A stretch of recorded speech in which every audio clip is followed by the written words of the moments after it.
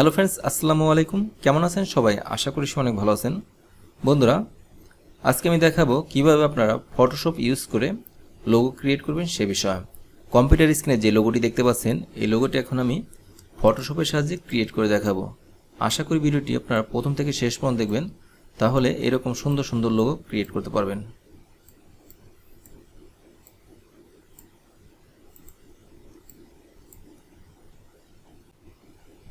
File, open, ফাইলটা selection করলাম, open.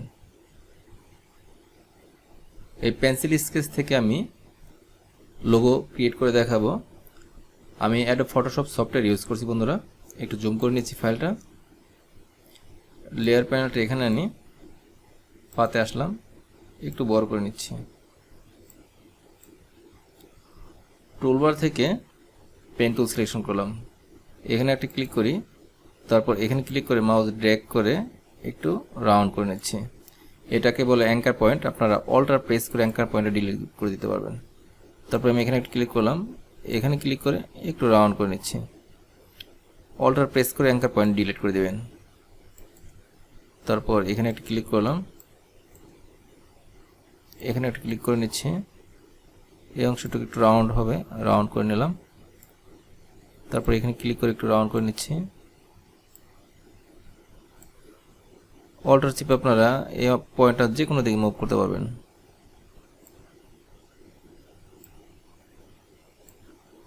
Alter chip anchor পয়েন্টটা ডিলিট করে দিলাম। তারপর এখানে একটা ক্লিক করি, তারপর এখানে ক্লিক করে একটু রাউন্ড করে দিচ্ছি।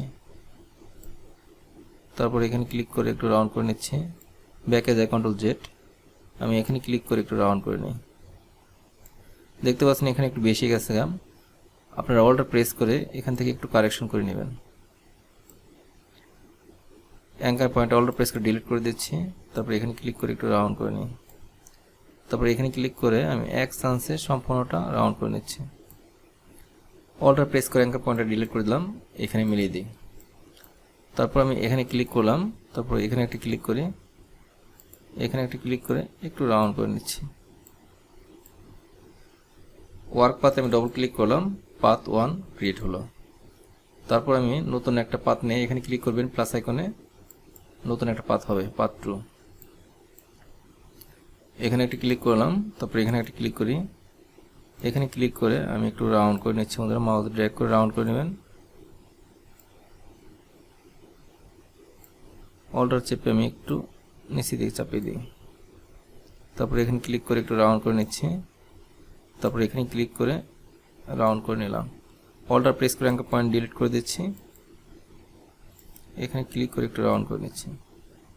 তারপর সরাসরি এখানে ক্লিক করলাম, একটু চাপিয়ে দিই। অ্যাঙ্কার পয়েন্টটা অল্টার প্রেস করে ডিলিট করলাম। তারপর এখানে ক্লিক করে একবারে আমি রাউন্ড করে নিলাম। ভিতরে এই হোলটা পাত করা হয় নাই, এই অংশটুকু আমি ক্লিপিং পাত করে নিচ্ছি।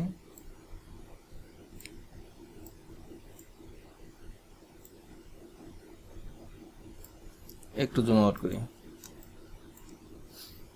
প্রথমে আমি এই পাতটা ধরলাম, কন্ট্রোল এন্টার প্রেস করলাম, আমার পাথ 1 সিলেক্ট হলো।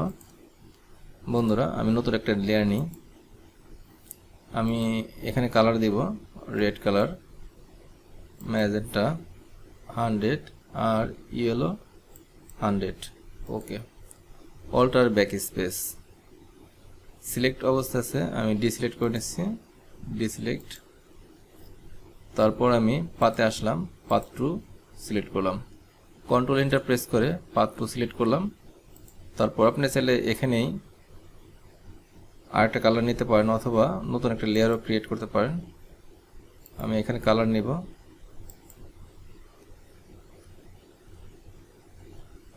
100% সাইন নিলাম। ওকে। অল্টার ব্যাক স্পেস সিলেক্ট অবস্থা আছে, সিলেক্ট, ডিসিলেক্ট। তারপরে এই ব্যাকগ্রাউন্ডটা ধরলাম। আপনারা চাইলে ব্যাকগ্রাউন্ডটা হোয়াইট দিয়ে ওকে প্রেস করতে পারেন, তারপর অল্টার ব্যাক স্পেস প্রেস করতে পারেন। একটু জুম আউট করি। বন্ধুরা, দেখতে পাচ্ছেন আমার একটা লোগো ক্রিয়েট হয়ে গেছে। আপনারা চাইলে এই অবস্থায় ফাইলটা সেভ দিতে পারেন।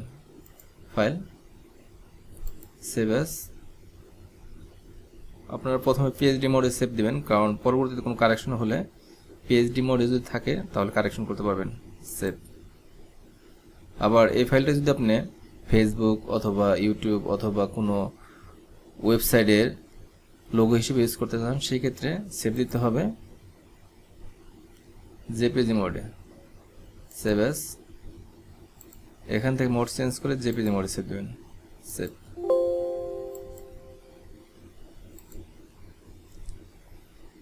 বন্ধুরা, এই লোগোটা যদি আপনার কোনো মকআপ ইউজ করতে চান সেটাও করতে পারবেন। তার জন্য আমি একটা মকআপ ওপেন করি, ফাইল ওপেন। এখানে একটা মকআপ আছে, এই মকআপটা আমার ভিডিও ডিসক্রিপশন বক্সে দিয়ে দেবো, আপনাদের প্রয়োজন হলে সেখান থেকে ডাউনলোড করে প্র্যাকটিস করতে পারবেন। আমি ফাইলটা ওপেন করে নিচ্ছি।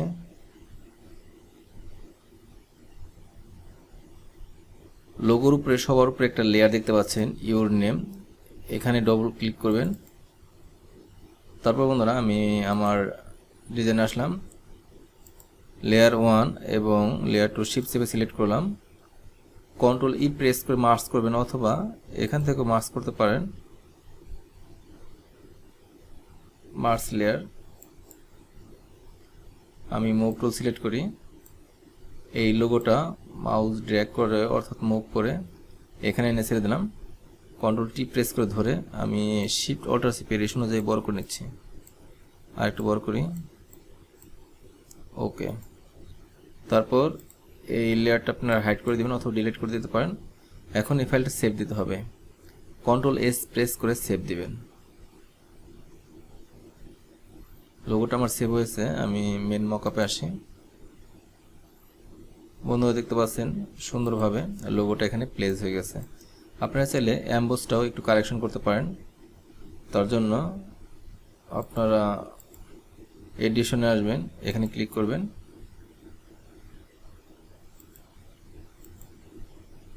FX3 এখানে ডবল ক্লিক করবেন এই লেয়ারে, বিবেল অ্যান্ড নাম্বারস।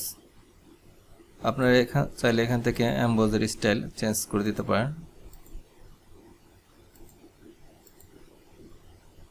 আমি সিলেক্ট করি ইনার বিবেল, তারপর এখান থেকে আমি স্মুথ সিলেক্ট করে দিলাম। আপনারা চাইলে আরো সফট করে দিতে পারেন, বিফোর আফটার। আপনারা চাইলে ডাউনও দিতে পারেন, আপও করতে পারেন।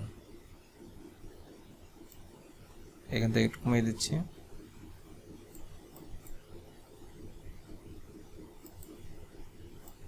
কালকে একটু বাড়িয়ে দিই।